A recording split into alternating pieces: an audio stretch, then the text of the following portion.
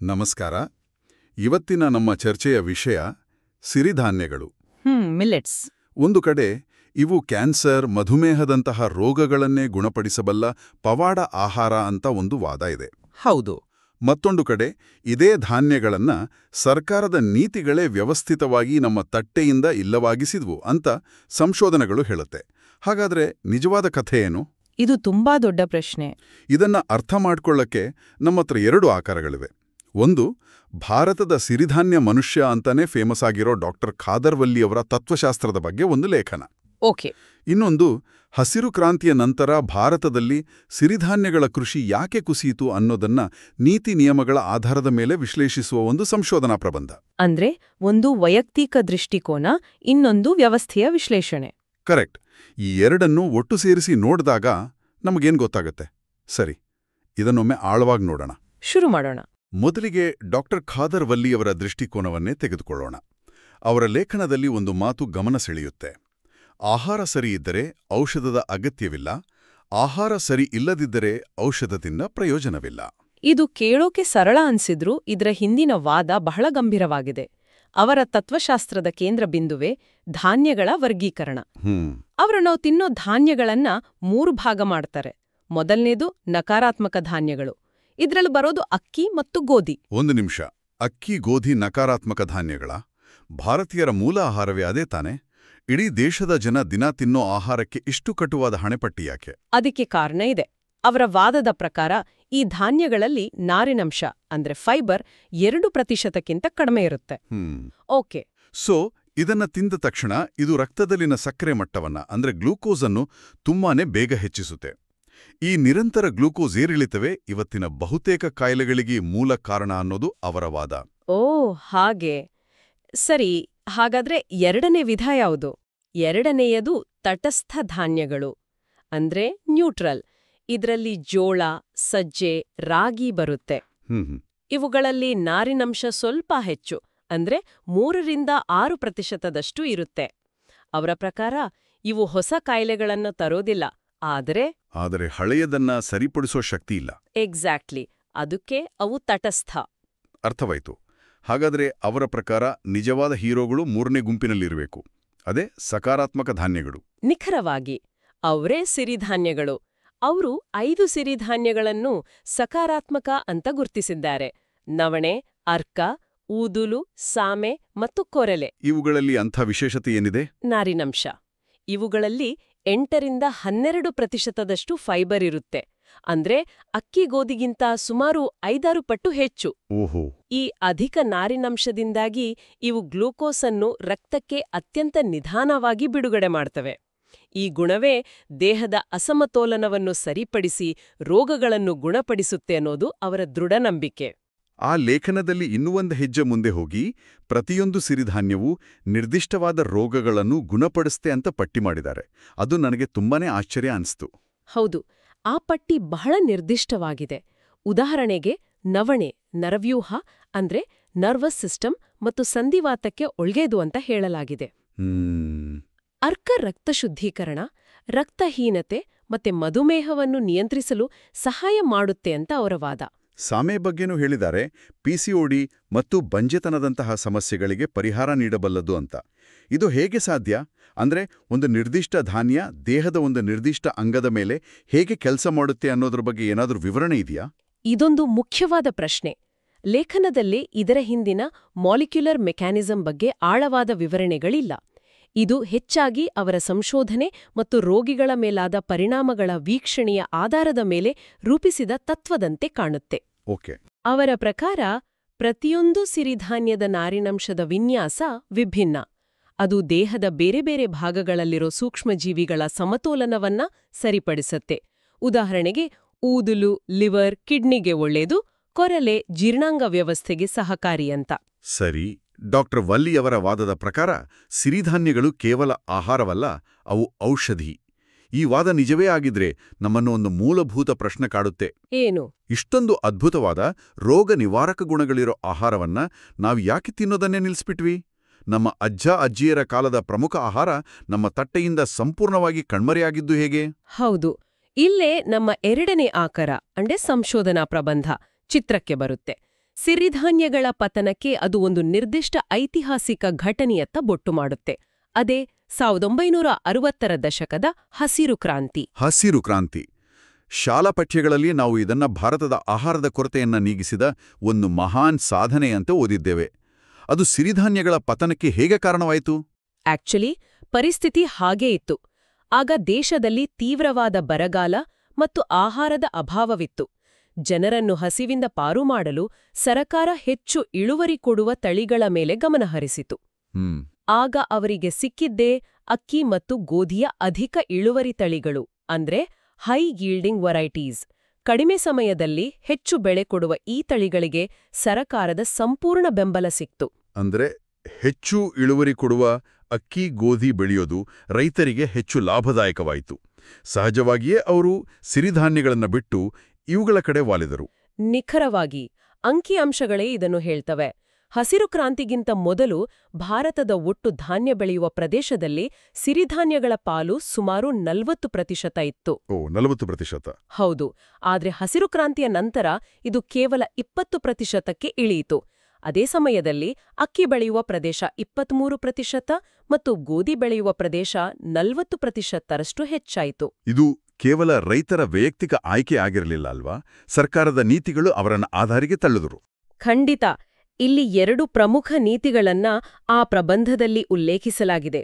ಮೊದಲನೆಯದು ಕನಿಷ್ಠ ಬೆಂಬಲ ಬೆಲೆ, ಅಂದ್ರೆ ಎಂಎಸ್ಪಿ. Okay, MSP. ಸರ್ಕಾರ ರೈತರಿಂದ ನೇರವಾಗಿ ಬೆಳೆಗಳನ್ನ ಖರೀದಿಸುವ ವ್ಯವಸ್ಥೆ ಇದು. ಸರ್ಕಾರ ಅಕ್ಕಿ ಮತ್ತು ಗೋಧಿಯನ್ನು ಭಾರೀ ಪ್ರಮಾಣದಲ್ಲಿ ಖರೀದಿಸಲು ಮುಂದಾಯಿತು. ಒಂದು ಉದಾಹರಣೆ ಅಂದ್ರೆ 2021-22ರಲ್ಲಿ ದೇಶದಲ್ಲಿ ಉತ್ಪಾದನೆಯಾದ 68% ಅಕ್ಕಿ ಮತ್ತು 41% ಗೋಧಿಯನ್ನು ಸರ್ಕಾರವೇ ಖರೀದಿಸಿತು. 68% ಅಕ್ಕಿ? ಹೌದು. ಆದ್ರೆ ಅದೇ ಸಮಯದಲ್ಲಿ ಕೇವಲ 4%ಗಿಂತ ಕಡಿಮೆ ಜೋಳವನ್ನು ಮಾತ್ರ ಖರೀದಿಸಿತು. ಅಂದರೆ ರೈತನಿಗೆ ತಾನು ಬೆಳೆದ ಅಕ್ಕಿ ಗೋಧಿಗೆ ಖಚಿತವಾದ ಮಾರುಕಟ್ಟೆ ಇತ್ತು, ಆದರೆ ಸಿರಿಧಾನ್ಯಕ್ಕೆ ಇರಲಿಲ್ಲ. ಇದು ಬಹಳ ದೊಡ್ಡ ವ್ಯತ್ಯಾಸ. ಹೌದು. ಎರಡನೇ ಮತ್ತು ಬಹುಶಃ ಇನ್ನೂ ದೊಡ್ಡ ಕಾರಣ ಸಾರ್ವಜನಿಕ ವಿತರಣಾ ವ್ಯವಸ್ಥೆ ಅಥವಾ ಪಡಿತರ ವ್ಯವಸ್ಥೆ. ರೇಷನ್ ಅಂಗಡಿಗಳು. ಕರೆಕ್ಟ್. ಪಡಿತರ ಅಂಗಡಿಗಳ ಮೂಲಕ ಬಡವರಿಗೆ ಕಡಿಮೆ ಬೆಲೆಯಲ್ಲಿ ಆಹಾರ ಧಾನ್ಯಗಳನ್ನು ವಿತರಿಸುವ ಈ ಯೋಜನೆಯಲ್ಲಿ ಅಕ್ಕಿ ಮತ್ತು ಗೋಧಿಗೆ ಮಾತ್ರ ಆದ್ಯತೆ ನೀಡಲಾಯಿತು. ಇದರಿಂದಾಗಿ ಜನರ ಆಹಾರ ಪದ್ಧತಿಯೇ ಬದಲಾಯಿತು. ತಲೆಮಾರುಗಳಿಂದ ರಾಗಿ ಮುದ್ದೆ, ಜೋಳದ ರೊಟ್ಟಿ ತಿನ್ನುತ್ತಿದ್ದವರ ಮನೆಗಳಲ್ಲೂ ಅನ್ನ ಮತ್ತು ಚಪಾತಿ ಮುಖ್ಯ ಆಹಾರವಾಯಿತು. ಹೌದು. ಹೀಗೆ ಬೇಡಿಕೆ ಮತ್ತು ಪೂರೈಕೆ ಎರಡೂ ಕಡೆಯಿಂದ ಸಿರಿಧಾನ್ಯಗಳು ವ್ಯವಸ್ಥೆಯಿಂದ ಹೊರಬಿದ್ವು. ಹಾಗಾದ್ರೆ ಈ ಐತಿಹಾಸಿಕ ಬದಲಾವಣೆಯಿಂದ ನಾವು ಕಳೆದುಕೊಂಡಿದ್ದೇನು? ಪೌಷ್ಟಿಕಾಂಶ ಮತ್ತು ಪರಿಸರದ ದೃಷ್ಟಿಯಿಂದ ಇದರ ಪರಿಣಾಮಗಳೇನು? ಇಲ್ಲಿ ನಮ್ಮ ಆಕರಗಳಲ್ಲಿರುವ ಅಂಕಿಅಂಶಗಳು ನಿಜಕ್ಕೂ ಕಣ್ಣು ತೆರೆಸುವಂತಿವೆ. ಹೌದು. ಪೌಷ್ಟಿಕಾಂಶದ ವಿಷಯದಲ್ಲಿ ಅಜಗಜಾಂತರ ವ್ಯತ್ಯಾಸವಿದೆ. ನಾರಿನಂಶದಿ ವಿಷಯವನ್ನೇ ತೆಗೆದುಕೊಳ್ಳಿ. ಅರ್ಕ ಸಿರಿಧಾನ್ಯದಲ್ಲಿ ಪಾಲಿಷ್ ಮಾಡಿದ ಅಕ್ಕಿಗಿಂತ 785% ಹೆಚ್ಚು ನಾರಿನಂಶವಿದೆ. 1 ನಿಮಿಷ, 785%? ಆ ಸಂಖ್ಯೆ ಸರಿಯಿದ್ಯಾ? ಅದು ಕೇವಲ ಸಣ್ಣ ವ್ಯತ್ಯಾಸವಲ್ಲ, ಅದು ಸಂಪೂರ್ಣವಾಗಿ ಬೇರೆ ವರ್ಗದ ಆಹಾರದ ಹಾಗೆ ಕೆಲಸುತ್ತಿದೆ. ಆ ಸಂಖ್ಯೆ ಸರಿಯಿದೆ. ಅಷ್ಟು ದೊಡ್ಡ ವ್ಯತ್ಯಾಸ. ಇನ್ನು ಖನಿಜಾಂಶಗಳ ವಿಷಯಕ್ಕೆ ಬಂದ್ರೆ, ಸಿರಿಧಾನ್ಯಗಳಲ್ಲಿ ಪ್ರತಿ 100 ಗ್ರಾಮಿಗೆ 1.7 ರಿಂದ 4.3 ಗ್ರಾಂ ಖನಿಜಾಂಶಗಳಿದ್ರೆ ಅಕ್ಕಿಯಲ್ಲಿ ಕೇವಲ 0.6 ಗ್ರಾಂ. ಓ ಮೈ ಗಾಡ್! ಅದರಲ್ಲೂ ರಾಗಿಯಲ್ಲಿ ಕ್ಯಾಲ್ಸಿಯಂ ಪ್ರಮಾಣ ಅತಿ ಹೆಚ್ಚು, ಸುಮಾರು 344 ಮಿಲಿಗ್ರಾಂ. ಇದು ಹಾಲಿಗಿಂತಲೂ ಹೆಚ್ಚು. ಮಧುಮೇಹಿಗಳಿಗೆ ಸಿರಿಧಾನ್ಯಗಳು ಒಳ್ಳೆಯದು ಅಂತ ಈಗ ಎಲ್ಲೆಡೆ ಹೇಳ್ತಾರೆ. ಅದರ ಹಿಂದಿನ ವಿಜ್ಞಾನವೇ ಗ್ಲೈಸೆಮಿಕ್ ಇಂಡೆಕ್ಸ್ ಅಥವಾ ಜಿಐ. ಹೌದು. ಗ್ಲೈಸಿಮಿಕ್ ಇಂಡೆಕ್ಸ್ ಅಂದ್ರೆ ಒಂದು ಆಹಾರವನ್ನು ತಿಂದಾಗ ಅದು ನಮ್ಮ ರಕ್ತದಲ್ಲಿನ ಸಕ್ಕರೆ ಮಟ್ಟವನ್ನು ಎಷ್ಟು ವೇಗವಾಗಿ ಹೆಚ್ಚಿಸುತ್ತೆ ಅನ್ನೋ ಅಳತೆ. ಅಕ್ಕಿಯ ಜಿಐ ಸುಮಾರು 70-80ರ ಆಸುಪಾಸಿನಲ್ಲಿದ್ರೆ ಸಿರಿಧಾನ್ಯಗಳ ಸರಾಸರಿ ಜಿಐ ಕೇವಲ 52.7. ಅಂದ್ರೆ ಅಕ್ಕಿಗಿಂತ 36% ಕಡಿಮೆ. ಹೌದು. ಇದರರ್ಥ ಸಿರಿಧಾನ್ಯಗಳನ್ನು ತಿಂದಾಗ ಸಕ್ಕರೆ ಅಂಶವು ರಕ್ತಕ್ಕೆ ನಿಧಾನವಾಗಿ ಮತ್ತು ಸ್ಥಿರವಾಗಿ ಸೇರಿಕೊಂಡುತ್ತೆ. ಇದು ಆರೋಗ್ಯದ ಕತೆ ಆಯಿತು. ಪರಿಸರದ ದೃಷ್ಟಿಯಿಂದಲೂ ಸಿರಿಧಾನ್ಯಗಳು ಸೂಪರ್ ಸ್ಟಾರ್ ಇದ್ದಾಗೆ. ಅವುಗಳನ್ನ ಹವಾಮಾನ ಸ್ನೇಹಿ ಬೆಳೆಗಳು ಅಂತ ಕರೆಯಲಾಗುತ್ತೆ. ಹೌದು.